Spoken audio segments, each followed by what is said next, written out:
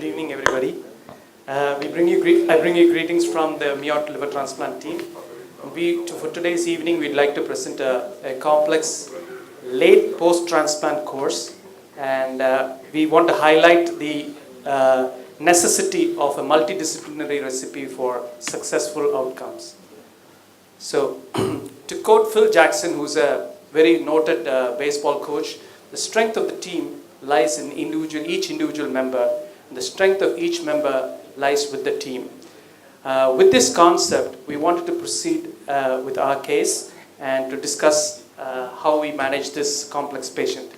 Our patient is a 38-year-old alcoholic patient with end-stage liver disease, portal hypertension, portal vein thrombosis, Erdl type 2. He had a MELD score of 22 and a CTP 12. He underwent a deceased donor liver transplantation last year, May 24th. The donor was a 23-year-old gentleman who died following a road traffic accident. The liver biopsy was normal. The enzymes were normal. The gentleman had a standard liver transplantation. A total hepatectomy was done. A piggyback hepatic vein anastomosis was done.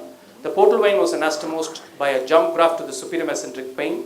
The hepatic artery was a standard GDA branch patch method and a duct-to-duct bile duct anastomosis.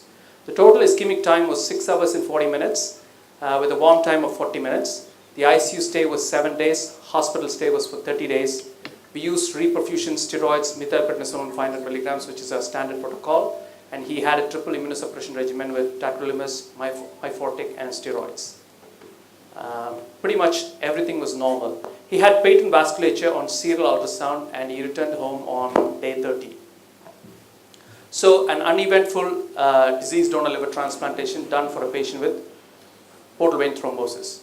He again presented to the hospital during follow-up in August 2018 with right hip pain, and he was limping. On examination, he had a right hip joint tenderness. We consulted the orthopedic surgeon. We got a pelvic X-ray, which was essentially normal. Both the hip joints are normal. And the orthopedic surgeon recommended an MRI. I've just put up the MRI for, this is the T1 weighted image.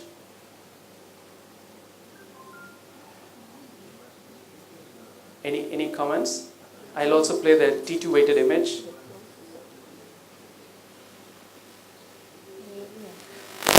I am not an expert in MRI, so I had to depend on the rate. PG is someone who goes repeatedly. It's a completely who goes orthopedic problem. repeatedly to the X-ray department. Any of you know anything? All right, I also blame the. Unless we ask them, we won't know if they know or not. So it shows a mild effusion. On the T2 weighted image, you can see some fluid which is highlighted as white. And with diffuse synovial wall thickening and synovial enhancement, the diagnosis was synovitis and edema of muscles around the hip joint. We did an aspiration of the right hip joint, which showed leukocytes, but the culture was negative. We started him on empiric antibiotics. We could not find any other source of infection, and we did not change the immunosuppression. He actually did well after 10 days of antibiotics, and we discharged and sent him back home. The next visit was 1 month later, and he again complained of, this time, pain in the hip as well as in the legs. And that pain has been coming on and off. He was again limping. The duration of symptoms was for 1 month. This time he had a positive straight leg raising test, and the neurologist was involved this time. He diagnosed as sciatica, radiculopathy, L4, L5, but the MRI was essentially normal in this case. I don't have. But the next day after admission, he developed fever, headache, confusion, generalized seizures, fundus was normal, and he had neck stiffness. His tacrolimus level was normal, so at least the first step in excluding press was done. So we got a lumbar puncture done, which for suspected meningitis, and it showed uniform blood staining. So we undertook a CT scan. This is the CT scan done on 15/9/2018.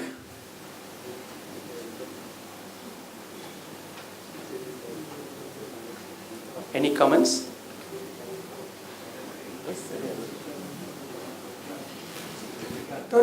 I thought you'd usually do a CT before doing an LP. I think I should have missed the sequence. The notes were so big. Should excuse a surgeon from medical things. So, any comments? So this shows an intraventricular hemorrhage with communicating hydrocephalus. So it was a bleed. If you remember my first presentation, I said we did a portal vein SMV jump graft. And I have this habit of putting these patients on aspirin for a long time. The initial phase for 90 days is for hepatic artery thrombosis, and later phase it is mainly for cardiovascular prevention. So aspirin was ultimately blamed for this event, and aspirin was put on hold, but he continued to deteriorate. We also did not have any history of trauma. We also looked at whether we are missing an incidental AVM or an aneurysm. On 16/9 and 17/9, he continued to worsen. He developed urinary incontinence. He had to be kept in the ICU because his mentation was very poor, and his lung also showed some haziness. He was also having hyponatremia with a sodium of 130. So all those were being managed, while the diagnosis was confirmed to be aspirin-induced intracranial bleed. But since he continued to deteriorate, we repeated a CT brain on 18/9/2018, and it showed that there was no new hemorrhage. The obstructive hydrocephalus had actually become better. The hydrocephalus had actually become better. So this was the report. On that suspicion, on that day, there was a suspicion that we are missing something more than that. We had a CT angiogram done. So this was the picture. So we missed a right superior cerebellar artery aneurysm that was actually responsible for the bleed. So it was a 6 into 5.4 centimeter. A focal breaking was noted, suggestive of rupture. We had no idea whether this patient had an aneurysm prior to the transplantation, and we missed this finding. But since the aneurysm was bleeding, we had to take him up for an emergency angiogram and an angioembolization. So here's the angiogram. I've just taken the angiogram of the posterior circulation.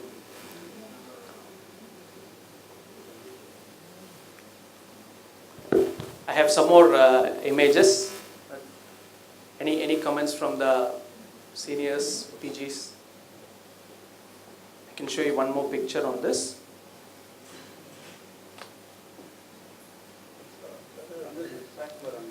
It's a saccular aneurysm.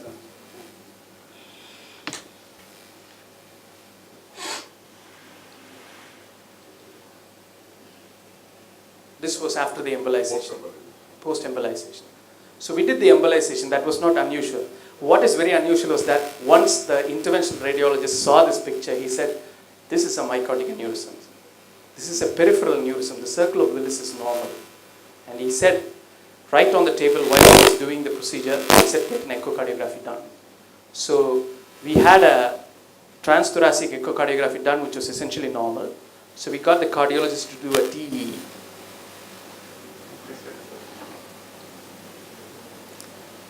And this was the TE findings.